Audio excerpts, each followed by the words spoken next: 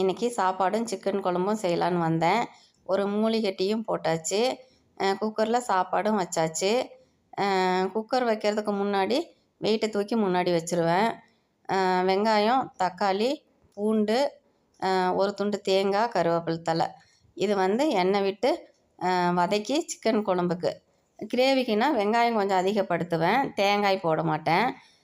இதுக்கு வந்து தண்ணி போல் குழம்புக்கு நான் அரைச்ச பொடியும் போட்டு இது சிக்கன் மட்டன் ரெண்டுக்குமே போட்டுக்கலாம். இந்த பக்கம் எண்ணெய், மஞ்சத்தூள், உப்பு, சிக்கன் அப்புறம் வந்து மிளகுத்தூள் போட்டு ஹை ஃப்ளேமில் நல்லா வதக்கி விட்டுட்டு அரைச்சதை ஊற்றுனதும் குழம்பு ரெடி ஆகிடுச்சு. அவ்வளோதான், ரொம்ப சிம்பிள்.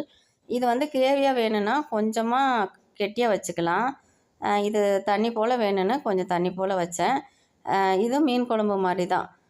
வச்சு ஒரு 4 மணி நேரம் கழித்து அதுக்கப்புறம் சாப்பிட்டோமா சிக்கன் நல்லாயிருக்கும். உடனே சாப்பிட்டோமா அவ்வளோ டேஸ்ட் வராது.